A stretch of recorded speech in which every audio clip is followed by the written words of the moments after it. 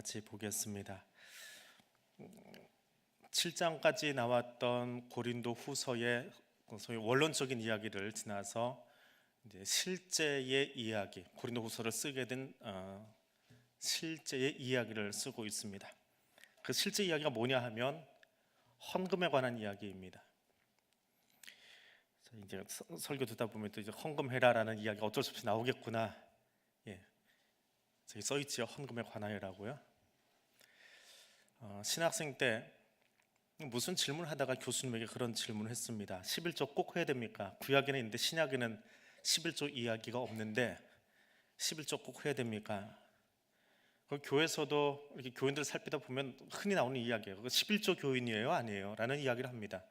11조까지 할 수 있는 믿음의 교인이냐 아니냐라고 하는 것을 묻는데 11조 해야 됩니까? 라고 물어봤더니 교수님이 아니다 그래 버리시는 거예요. 신학교 교수님이. 그래서 다들 앉아있다가 수근수근하면서 그랬어요. 목회를 안 하시는 분이라 11조의 중요성을 잘 모르시는구나. 교회 헌금에서 비중이 얼마나 큰 건데 11조는 아니다라고 하는가. 교수님이 잠깐 뜸을 들이시더니 그 다음에 하는 이야기입니다. 말라기 선지자가 왜 11조 하라고 이야기했는지 아느냐라고 질문을 하시는 거예요. 그리고 나오는 답입니다. 성경을 똑바로 읽어라. 얼마나 기본기가 안 돼 있으면 11조라도 하라고 하느냐. 얼마나 기본기가 안 갖춰졌으면.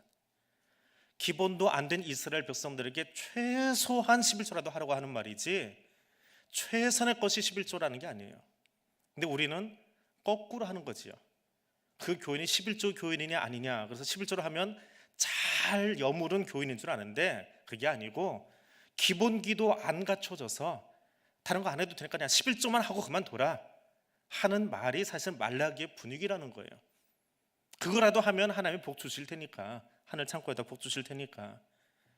하나님이 받은 은혜를 고작 11조로 하느냐 마느냐 가지고 잣대로 평가하려고 하지 말아라. 11조가 중요한 것이 아니라 은혜 받고 나면 10에 2고 3이고 다 드릴 수 있는 거다. 5조 안 됐으면 하나님과 다 도적질하고 있으면, 다 가져가고 있으면 말라기를 통해서 기본이라도 하라고 좀 가르쳐라. 그게 11조다라고 이야기하고 있는 겁니다. 신대원에서 그렇게 배우고 목사가 됐습니다. 누가 물어보는 거예요. 목사님은 설교 중에 헌금하라는 설교를 잘 안 하세요. 그러니까 옆에 있던 분이 그래요. 잘 안 한 게 아니라 저는 한 번도 못 들어봤습니다. 저는 헌금하라는 설교 안 합니다. 왜냐하면 그 교수님의 영향을 참 많이 받았어요. 헌금하라는 설교 하라고 해서 교인들이 하는 것도 아니고 부작용도 참 많이 있더라라고 하는 거예요. 경제가 많이 어려워졌고 작년에 비해서 2019년도 재정이 동결됐습니다. 그러니까 알아서들 하십시오. 그렇게 얘기하면 싸우자는 것 같지요? 전도 많이 하세요. 교인이 많아지면 헌금이 늘어나겠지요? 사람이 돈 찍어내는 기계인가요? 그렇게 이야기하면 안 되지요. 헌금 종류를 좀 늘리면 개인의 경제는 똑같습니다. 헌금 종류가 늘어나면 어떻게 해야 돼요? 그만큼 수입이 늘어나는 게 아니기 때문에 헌금을 봉투에 나눠서 내기 시작해요. 내가 낼 수 있는 헌금을 다른 봉투에 넣어서 내더라라고 하는 거예요. 거기까지니까 내 믿음의 고백이. 11조 교인이 많아지면 교회가 성장한다. 교회 성장학자들이 간혹 성장학자랍시고 이야기하는데 사실은 다 틀린 말입니다. 그런데 바울은 오늘 고린도 후서 8장에서 마게도냐 교회 성도들에게 헌금하라고 이야기합니다. 헌금해라라고 이야기합니다. 그러면 이 이야기의 본질이 무엇이냐라고 하는 거예요. 사실은 이 이야기의 본질은 이미 7장까지 다 나왔습니다. 7장까지 이해했으면 8장 더 깊이 이야기 안 해도 사실은 상관이 없어요. 바울의 입장입니다. 고린도 교회와 바울은 편안한 사이가 아니었지요. 이게 지난주 본문에서 디도가 와서 고린도 교회가 이만큼 지난번 보낸 편지를 받아들고 변화됐습니다. 그래서 잘 됐다. 내가 걱정했었는데 근심했는데 잘 되었다라고 이야기하지만 사실 편안한 관계가 아니에요. 또 초대교회 성도들이 그렇게 넉넉한 형편이 아닙니다. 대한민국 경제도 어렵지만 초대교회는 더 어려워요. 어느 정도로? 초대교회 성도들이 핍박을 받았다라고 하는 말의 의미가 무엇입니까? 핍박받으면 지금 수요기도에 나오신 분들 중에 초대교회가 의미하는 그 핍박을 받는 정도 수준으로 교회 다니시는 분들은 없는 것 같아요. 완전히 불신자 가정에서 나 처음 교회 나오기 시작하는 사람, 그래서 남편에게 11조라는 말은 꺼내지도 못하고, 그래서 남편이 생활비라고 주면 그 생활비에서 11조 떼어서 내 고백으로 내놓고 11조 내는 만큼 아껴야 되잖아요. 그거 가지고 생활하면서 남편 비위 맞추어 가면서 남편이 언젠가는 교회 나오면 내 전체 남편의 사례비에 남편의 월급에서 11조 내야지라고 하는 기도 제목 걸고 울면서 기도하는 사람들이 있어요. 여기는 그런 분은 안 계신 것 같아요. 목사로서 살아오면서 신방할 때 그런 교인들을 만난 적이 있습니다. 목사님, 우리 집은 꼭 이 시간에 와주셔야 돼요. 왜? 이 시간 남편이 없거든요. 남편 알면 경칩니다. 딱 이 시간에 와서 1시간 이내에 신방 끝내고 가주세요. 그 시간만이라도 말씀을 듣고 싶어요. 그럼 가서 그걸 합니다.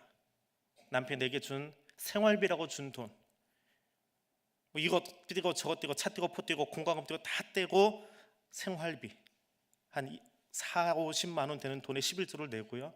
그거 내놓은 나머지 거 가지고 다 있는 것처럼 남편 앞에서 행동하면서 더 싼 곳으로, 더 저렴한 곳으로 찾아가서 나무를 사오고 가재도 생활 필수품 사오고, 그렇게 고백하는 분의 이야기를 듣고 신방을 한 적이 있습니다.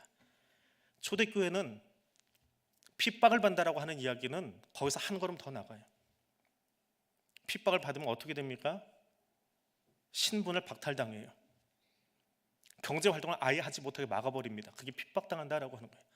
쉽게 얘기하면 직장에서 쫓겨나버리는 거예요. 얘가 예수 믿어?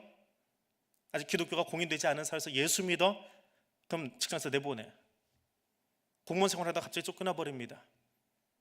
공산 당원이었다가 기독교인에게 발각되면서 다 잃어버려서 아우지로 가버려요. 수입이 없어요. 그게 핍박받는 거예요.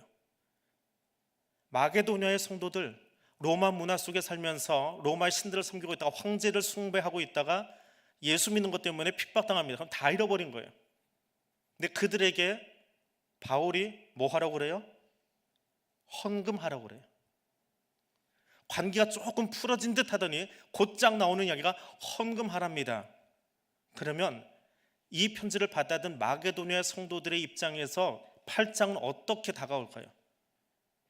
아, 요놈 봐라, 조금 우리가 마음 풀어줬더니 이제는 대놓고 돈 달라고 하네 라는 식으로 받아들일 수 있더라라고 하는 거예요. 이게 8장의 느낌이에요. 8장을 읽는 고린도 성도들의 느낌이에요. 그 느낌을 가지고 보셔야 돼요.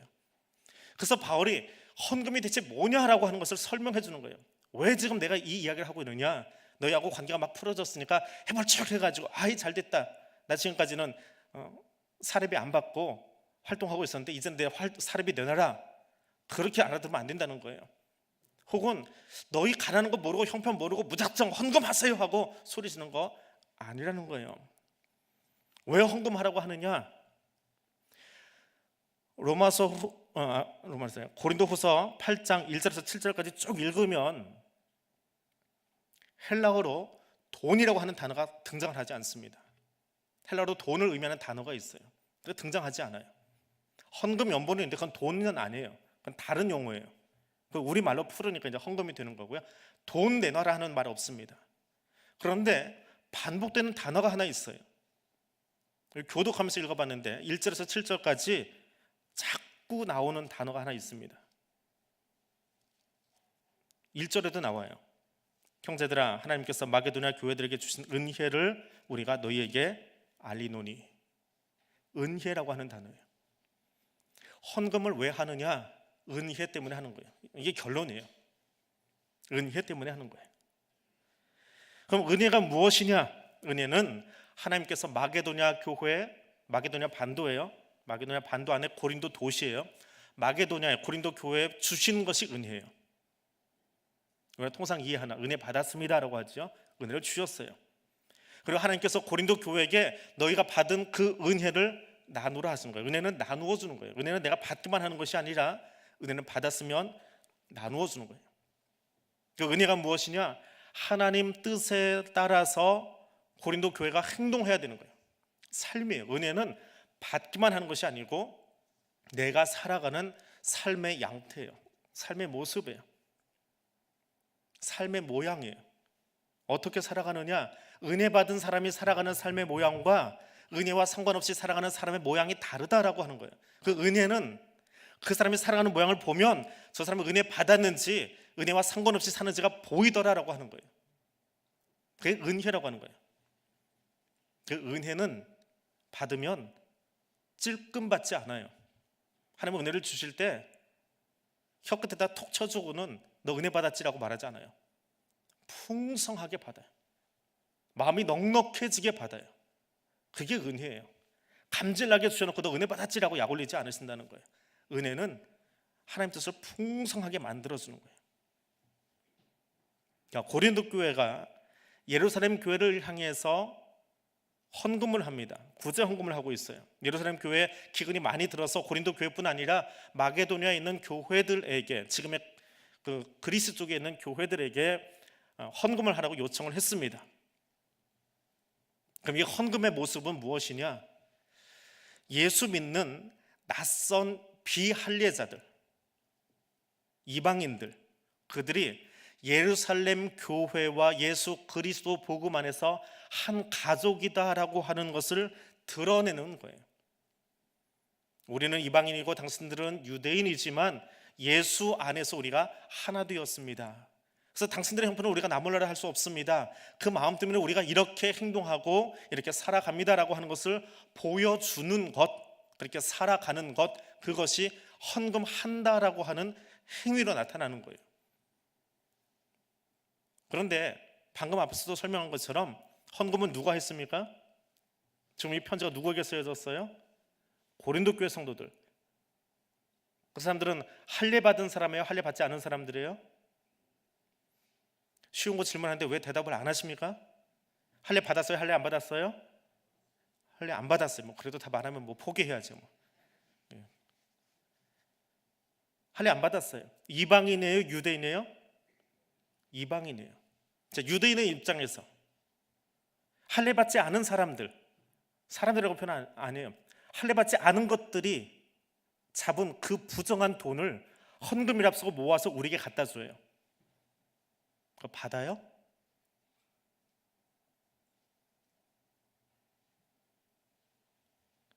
거기까지 미쳐야 돼요. 이야기가. 여기 헌금하는 게 중요한 게 아니고 이렇게 모아진 이방인들의 부정한 손이 묻은 그 헌금을 저 유대인들 할례 받은 사람들이 받아서 쓸 수 있어야 돼요. 그것이 하나님 나라예요. 기근으로 힘드니까 덥적 받아들어요? 아니요. 나도 자존심이 있지. 네가 주는 거 안 받아. 형제끼리 싸우면 그러잖아요. 나도 자존심 있지. 어떻게 네가 주는 돈을 받냐? 너나 집 짓고 잘 살아라 이놈아. 싸우잖아요.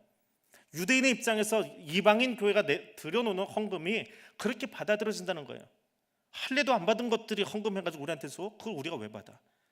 아무리 배가 고파 굶어 죽는 한시도 안 받는다. 그럼 헌금하자고 이야기할 때 어디까지 관심을 갖고 돌봐야 될까요? 유대인의 입장에서는 덥적 받지 못한다는 거예요. 바울이 헌금을 거둘 때에 헌금 모으는 것 못지 않게 또 신경 써야 될 것이 하나 있는데, 우선은 마게도니아의 교회, 고린도 교회 성도들이 바울을 오해하지 않고 헌금을 잘 거둘 수 있도록 그들을 다독이는 작업도 필요합니다. 그 다음은 이 헌금이 어떻게 해요? 마게도니아에서 지금처럼 핸드폰이라도 똑딱하면 헌금이 넘어가는 게 아니지요. 아빠 돈 보내주세요 그러면 핸드폰 꺼내가지고 똑딱하면 그냥 돈이 넘어가요, 아이한테. 그런 세상이에요. 근데 그때는 헌금이 모아졌으면 어떻게 해요? 현찰 그거를 짊어지고 그리스에서 예루살렘까지 걸어가야 돼요. 터키 가보신 분들 도시 하나하나 이동하는데 차로 8시간 걸려요. 그러면서 8시간 이동해서 하나 보고 8시간에서 하나 보고 터키 갔다 오면 진이 빠져버립니다. 다시는 차 타고 싶지 않은 그런 마음이 막 올라와요. 맨 차 타고만 이동하니까. 그런데 걸어가요. 걸어가는데 주머니에 그때는 지폐 없어요. 쇠로 된 동전이 딸그락딸그락 주머니에 가득이 있어요. 마가가 넘어가기 힘들어했던, 산적 만날까 봐 무서워했던 토로스 산맥도 있어요. 그런 산맥이 여러 개 있어요. 그걸 지나서 예루살렘까지 가야 돼요. 안전하게 돈이 이동할 수 있어야 돼요. 또 돈이 도착은 했는데 유대인 그리스도인인 예루살렘 교회가 받아줄 수 있어야 돼요. 헌금해라라고 하는 이 말 속에는 헌금 많이 하세요, 정성껏 하세요, 열심히 하세요, 이 의미가 담겨 있는 게 아니에요. 더 중요한 것, 은혜를 알고 은혜를 표현하고 은혜롭게 쓰여지고 은혜롭게 살아가도록 하는 그 기도의 제목이 다 담겨 있는 것이 8장의 말씀입니다. 은혜 가운데 헌금을 한다면, 은혜를 알고 헌금을 한다면 은혜라는 게 대체 뭔가라고 하는 거예요. 은혜가 대체 무엇이냐? 9절입니다. 같이 한번 읽어보겠습니다. 9절 말씀입니다. 우리 주 예수 그리스도의 은혜를 너희가 알거니와 부요하신 이로써 너희를 위하여 가난하게 되심은 그의 가난함으로 말미암아 너희를 부요하게 하려 하심이라. 이 구절이 어떤 구절인지 아십니까? 이 구절은요, 성육신에 관한 이야기예요. 성육신 사건이에요. 성육신에 관한 이야기가 예수가 누구냐라고 하는 것을 가르쳐 주기 위한 성경 본문 속에 들어가 있는 것이 아니고, 어떤 이야기를 하다가 들어가 있어요? 어떤 이야기 속에 들어가 있습니까? 헌금 이야기 하다가. 생뚱맞은 것 같지 않아요? 바울 참 대단한 사람이에요. 대단한 신학자예요. 헌금의 이야기를 하는데 헌금이 뭐냐, 왜 해야 되느냐, 얼마를 해야 되느냐, 그거 말하지 않았어요. 헌금의 메인 주제를 이야기하는데 어떤 사건이 들어가 있습니까? 성육신의 사건이 들어가 있어요. 성육신 사건이야말로 은혜의 시작이고 내가 하나님을 향하여 얼마나 헌신하게 되어지는가라고 하는 것을 가르쳐주는 표지석이에요. 헌금의 신학이 이 성육신 신학이 헌금 독려하는 고린도후서 8장에 나와 있는 이유입니다. 예수님이 사람이 되셔서 이 땅에 오셨어요. 성육신이 뭐냐? 왜 했냐? 어떤 방식으로 왔냐? 그거 여기서 가르쳐주지 않습니다. 너무 딱딱한 것 같은데 TV 프로그램 중에 이런 게 하나 있어요. 중고등학교 학생들이 나와가지고 프로그램을 진행하다가 코너 이름이 주먹이 운다라고 하는 거예요. 혹시 보셨는지 모르겠는데 아이들이 나와서 이제 내가 좀 이렇게 싸워야 될 상대가 있으면 불러내요. 너희 좀 나와봐. 그리고 둘이 권투 글러브를 끼고 옆에 MC들이 서가지고 서로 주거니 받거니 소위 말싸움을 하는 거예요. 이제 주먹이 온다 하지만 때리는 건 옆에 이제 MC를 때리게 돼 있어요. 그럼 이제 주거니 받거니 해요. 근데 따질 일이 있어서 불러오는데 한 남자애가, 남녀공학이에요. 남자친구가 그 여학생을 불러냈어요. 그러면서 하는 이야기예요. 아침마다 등하교 같이 하는데 버스비 차비 내리다 보니까 내가 300원 더 낸다는 거예요. 그거 따지는 거예요. 그리고 또 하나는 여자친구 몸에다가 자기 얼굴을 합쳐가지고 합성을 해가지고 그걸 인터넷에다 올려놨는데 그게 얼마나 웃기게 생겼는지 꼭 신정원이 닮았대요. 그게 인터넷에 유포되는 바람에 학생들이 그 맨날 보면서 킥킥거리고 웃고 있는데 너 때문에 내가 기분이 나쁘다라고 또 싸움을 거는 거예요.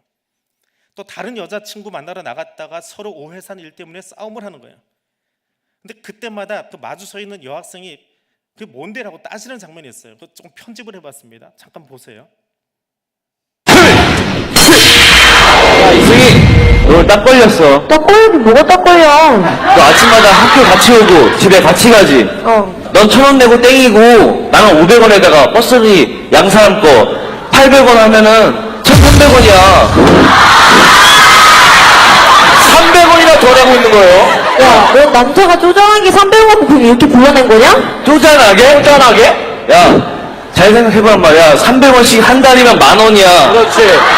쌍파봐, 10,000원이 나오나. 야, 나 인정 못하는 게, 나 너한테 150원씩 꼬박꼬박 줘. 내가 진짜 화가 나서 너한테 150원 달라고 했더니 넌 진짜 주더라? 꼬박꼬박 받는 너는 뭔데?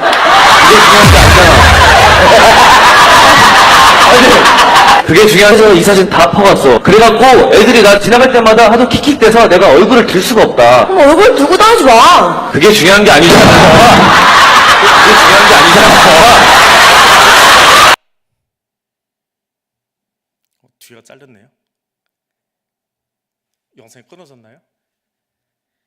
저 장면이 어디까지 이어지냐면 그 뒤에 이제 또 다른 걸로 그 MC가요. 그 뒤에 싸움이 한번 두 번 더 붙어요. 나중에는 관객들에게 물어봐요. 이 대목에서 남자가 할 말 뭐라고요? 그게 중요한 게 아니잖아. 그게 중요한 게 아니잖아. 그럼 그게 중요한 게 아니면 도대체 남자가 왜 나왔냐라고 하는 거예요. 남자가 거기 왜 나왔을까? 코너의 제목은 주먹이 온다예요. 왜 나왔을까요? 그 300원 따지기 위해서 네 몸에다 내 얼굴 합성해가지고 웃기는 거 나와서, 혹은 내가 너하고 같이 차 마시고 있다가 다른 여자친구 전화가 거기 나간 것 때문에 서로 삐져가지고 그것 때문에, 그게 중요한 게 아니에요. 정말 중요한 게 있어요. 왜 글러브 끼고 두 남녀 친구가 나왔을까요? 중요하지 않은 것 가지고 좀 싸우고 있다는 거예요. 중요한 건 화해하려고 나온 거예요. 화해하고 싶어서. 너하고 나하고 중고등학교 동창으로 여기까지 왔는데 졸업할 때까지 같이 좋은 친구가 되어서 좋은 대학 들어가서 우리 계속 친구로서 우정을 나누자 하는 이야기로 저게 마무리돼요. 3분짜리인데요. 자, 고린도후서 8장의 이야기입니다. 중요한 게 뭐예요? 헌금 많이 해. 너 헌금 꼭 해야 돼. 그게 중요한 게 아니에요. 꼭 기억해야 될 것이 하나 있어요. 정말 중요한 거예요. 중요하지 않은 것에 관심 갖지 말고요. 바울이 하는 이야기예요. 정말 중요한 것, 성육신이 무엇인지 알면 된다라고 하는 거예요. 왜 성육신이 중요하냐? 하나님이, 그분이 왜 인간의 몸을 입고 이 땅에 오셔서 그 수치스러운 십자가 지고 죽으셨느냐, 그거 알아라고 하는 거예요. 왜 죽으셨어요? 화목케 하려고요. 7장까지 잘 기억하시잖아요. 화목케 하려고. 그럼 하나님이, 성자 하나님이 저와 여러분을, 그리고 하나님을 화목하게 하려고 이 땅에 오셨어요. 그럼 우리에게 사명을 하나 맡기셨어요. 어떤 사명? 어떤 사명? 두 주 전에 했잖아요. 어떤 직분 맡기셨어요? 화목하게 하는 대사의 직분 맡기셨어요. 화목하게 하는 대사의 직분을 감당하기 위해서 뭐 하는 거예요? 구체적으로? 그래서 헌금하는 거예요. 화목하게 하기 위해서 내가 헌금하는 거예요. 하나님과 화목하게 하고 이웃과 이웃을 화평하게 하고 세상 가운데 화목을 전하기 위해서 헌금하는 거예요. 다른 목적이 있는 거 아니에요. 선교헌금도 건축헌금도 감사헌금도 11조도 화목하게 하기 위해서 하는 거예요. 하나님과 내가 화목하게 되는 것만큼 그것을 알기 때문에 감사해서 또 다른 누군가를 화목하게 해주려고 내가 지금 이 일을 실천하는 거예요. 내가 화목하게 된 만큼 감사해서 그 고백을 가지고 하는 거예요. 그럼 누가 얼만큼의 헌금을 하느냐, 그게 중요한 게 아니고요, 성육신이 얼마나 내게 귀한 은혜냐라고 하는 것이 더 중요한 거예요. 그 사람이 자발적으로 힘에 지나도록 하게 돼 있어요. 죄 용서함 받은 사람이, 은혜를 경험한 사람이 하나님께 드리게 되어 있어요. 주 안에서 한 형제된 예루살렘 교회를 향해서 이방인 교회된 고린도 교회가 화해의 삶을 살자라고 요청하는 거예요. 쟤들이 받을지 안 받을지 걱정하고 쓸데없는 것 하지 말고 그 걱정은 세상 사람들이 하게 놔두고 헌금하자는 이야기가 아니에요. 고린도후서 8장을 볼 때는 은혜라는 단어가 보여야 돼요. 은혜를 경험하고 은혜 받은 것에 감격하고 받은 은혜를 나누는 삶을 하나님은 기뻐하세요. 거꾸로 이야기하면 어두운 세력은 은혜 받는 것도 싫어하고 은혜 나누는 건 더더욱 싫어하고 은혜를 실천하면서 사는 것은 눈꼴셔서 못 봐요. 눈꼴셔서 절대로 못 봐요. 못하게 막아버려요. 예수 그리스도께서 이 땅에 오셔서 살다간 이유를 알면 저절로 헌신하게 되어 있고요, 자원하게 되어 있고요, 하나님께 드리게 되어 있고요, 그 역할을 감당하면서 화목하게 하는 대사로 살아가게 되어 있습니다. 그럼 여러분 어떻게 사시겠습니까? 이게 8장의 마무리예요. 어떻게 사시겠습니까? 그냥 힘에 지나도록 해가지고 헌금 잔뜩 하다가 곤고해지는 것 원치 않아요. 제 이야기가 아니고 방금 읽었던 성경 속에 나오는 이야기예요. 너희 힘든 거 아는데 그냥 많이 해. 그러다 너희 가난해지는 거 내가 원치 않아. 또 너희가 헌금 많이 해가지고 예루살렘 교회가 부자가 되는 것, 쟤들 부자 되게 해주자고 우리가 헌금하는 것도 아니야. 이쪽에는 돈이 좀 있고 저쪽에는 기근이 들었으니까 수평이동 시켜가지고 양쪽 교회가 좀 편안하게 유지하기 위해서 헌금하자, 이것도 아니야. 광야에서 만나 주워 먹었던 이야기 생각하면서 그 이야기 하는 거 아니야. 내가 받은 은혜를 얼마나 잘 표현할 수 있느냐. 그것을 해서 디도를 보냅니다. 디도야, 다시 고린도 교회 가봐. 디도 입장에서는 어때요? 고린도 교회에 편지 들고 갔다가 그 교회가 바울에 대한 오해를 풀고 우리 이제 회개하고 다시 살겠습니다, 바울이 한 말의 의미를 알겠습니다 했더니 기분 좋아가지고 어디 있는지도 모르는, 요즘처럼 뭐 GPS가 달려있는 것 아니고 어딘지 모르는 그 바울을 찾아서, 바울이 한 곳에 있던 것도 아니고 그 사람도 마음 급해가지고 마게도냐로 달려오고 있는데 막 수소먹어 다니다가 어디서 만났어요. 방금 만나가지고 고린도 교회가 이만저만합니다. 헉헉거리면서 숨이 차가지고 이야기하고 있는데 그 이야기 다 전에 들은 사람이 편지 하나 더 써주면서 들고 다시 가서 이제는 헌금해달라고 그래. 내가 지금 방금 왔는데 아주 숨도 고르지 못했는데 이 편지 들고 또 뛰어가라고요? 말할 만 하잖아요. 이게 디도가 왜 뛰어가요? 은혜가 무엇인지 알기 때문에. 이렇게 은혜가 있을 때 우리가 해야 될 일이 무엇인지 알기 때문에. 그 디도는 바울의 동역자이고 동료이고 교회 사자일 뿐만 아니라 더 중요한 게 있어요. 23절 말씀입니다. 디도로 말하면 나의 동료요, 너희를 위한 동역자요, 우리 형제들로 말하면 여러 교회 사자들이요, 그리스도의 영광이니라. 디도가 뛰어가는 것도, 고린도 교회가 헌금을 하는 것도, 내가 너희를 위해서 이 권면을 하는 것도 결국은 무엇을 위해서요? 하나님의 영광을 위해서 하더라라고 하는 거예요. 하나님께서 고린도 교회를 부르신 것은 예수 그리스도 안에서 하나님과 화목하게 하려고 부르셨어요. 하나님이 대양교회를 부르신 것은, 대양교회로 저와 여러분을 부르신 것은 하나님과 화목하라고 부르신 거예요. 그리고 예수 그리스도 안에서 이방인과 유대인들이 화목하게 되라고. 고덕동과 상일동이, 서울과 지방도시가, 남원과 북한이, 예수 믿는 나라와 예수 믿지 않는 나라들이 그리스도 안에서 화목하게 하는 일을 너희가 감당하라고요. 내 고집만 피우고 내 습관만 말하는 것이 아니라 그 안에 화목하게 하는 일을 하게 하기 위해서 우리를 교회로 부르신 거예요. 그리고 예루살렘 교회가 어렵다고 하니까 너희가 받은 은혜를 표현하라라고 말하고 있는 거예요. 그렇게 고린도 교회 표현한 뒤에 바울은 뭐 하면 될까요? 디도는 알겠습니다, 내가 받은 은혜가 있으니까 또 뛰어갈게요. 숨도 고르지 못했지만 다시 편지 싸들고 고린도 교회로 달려가고 있습니다. 그럼 바울은 이제 뭐 하면 돼요?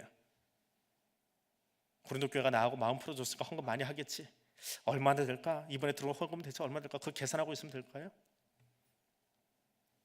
여러분이 바울이라면 이 시점에서 뭐 할 것 같아요? 앞에서 이야기를 해드렸는데 바울이 뭘 할지가 이미 앞에 다 깔려 있는데, 로마서 15장으로 가겠습니다. 로마서 15장 25절에서 32절까지 말씀입니다. 로마서 15장 25절에서 32절입니다. 바울은 로마서를 마치면서, 16장까지는 로마서를 마치면서 마지막에 이 기도를 합니다. 25절부터 32절 한 절씩 천천히 교독합니다. 그러나 이제는 내가 성도를 섬기는 일로 예루살렘에 가노니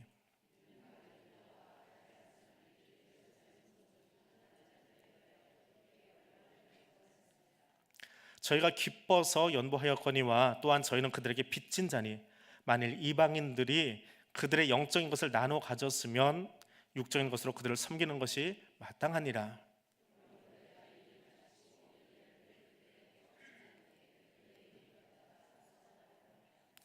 내가 너에게 나아갈 때에 그리스도의 충만한 복을 가지고 갈 줄을 아노라.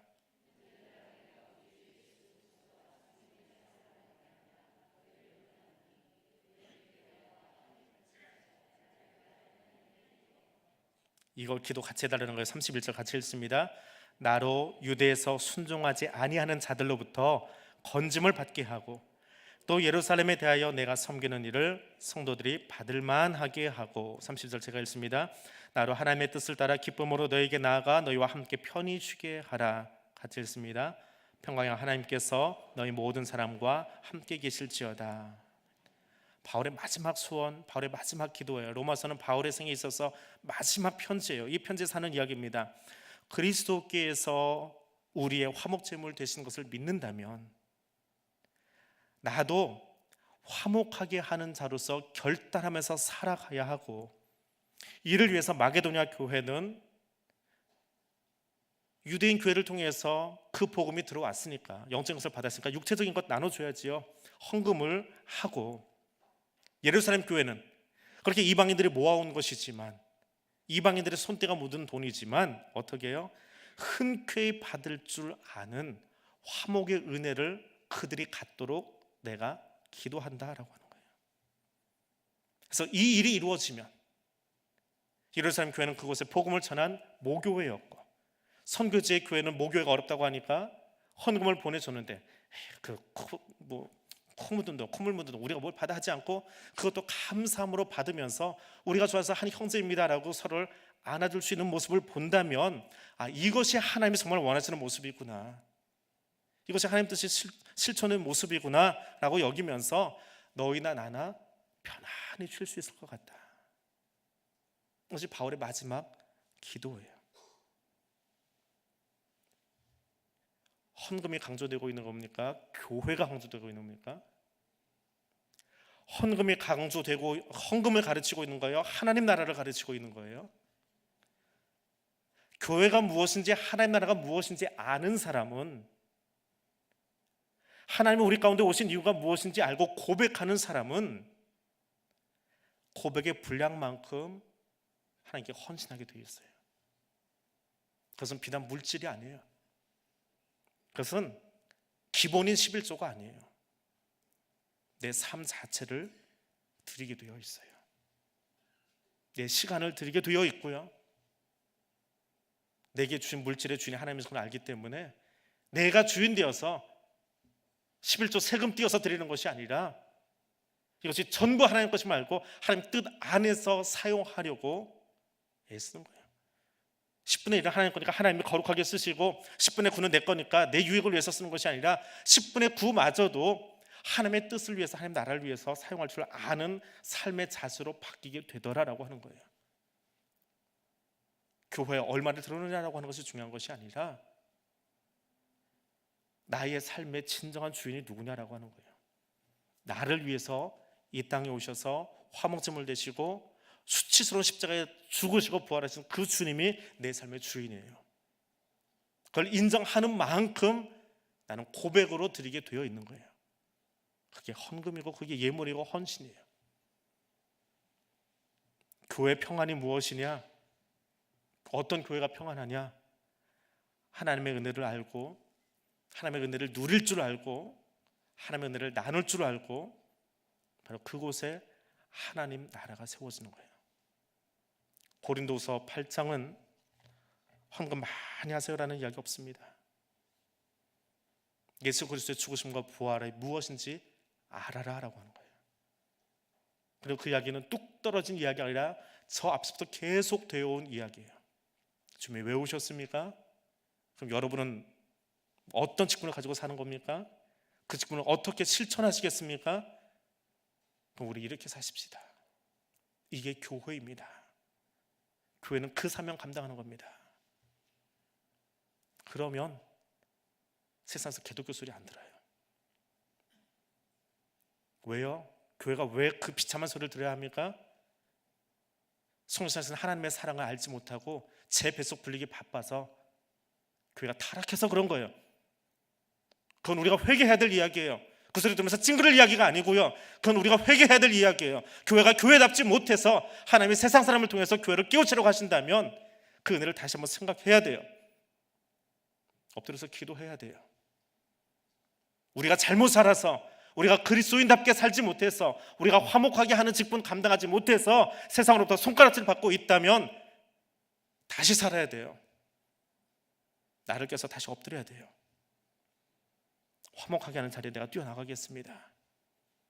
교회가 그 사명 감당하도록 우리 교회가 엎드리겠습니다. 그래서 찢어지고 나눠진 세상 가운데에 맨날 싸움박질만 하는 저 국회 바라보면서 손가락질 하는 것이 아니라, 거기 편들면서 내가 여당 야당 하는 것이 아니라, 어떻게 하면 이 나라를 하나로 보고만 해서 세워갈 수 있는지 그거 고민하고 눈물 흘릴 수 있는 것이 그리스도인이에요. 아픈 경제 현실을 바라보면서 누가 잘못해서라고 비판하는 것이 아니라, 그 어려움 가운데서도 마게도냐 교회들이 헌금하면서 교회를 세워갔다면 오늘 우리가 할 수 있는 화목의 실천이 무엇인지를 찾아가고 엎드릴 수 있는 것이 그리스도인의 모습이에요. 그 삶을 살아갈 수 있기를 원합니다. 우리 교회가 그런 교회 될 수 있기를 원합니다. 주 안에서 화목하게 하는 일에 쓰임받을 수 있는 교회와 성도들이 될 수 있기를 원합니다. 우리 같이 기도하겠습니다. 하나님, 교회가 주 안에서 화목함으로 하나 되기를 원합니다. 내 주장하고 내 고집 피우고 내 것만 세우다가 그리스도의 몸된 교회를 찢어놓는 사람이 아니라 예수 복음 안에서 하나로 세워가는 일에 교회가 가장 우선순위를 두고 서갈 수 있기를 원합니다. 이 땅에 여러 가지 일들로 싸움이 나 있고 틀어져가는 한국 교회 현실을 바라보면서 그 교회가 잘못했다고 손가락질하는 것이 아니라, 하나님, 우리 교회가 빛과 소금의 사명 감당하고 모델링 되어줄 수 있는 교회로 서가기를 원합니다. 우리 교회를 위해서, 이 땅 교회를 위해서 함께 합심하여 기도하겠습니다.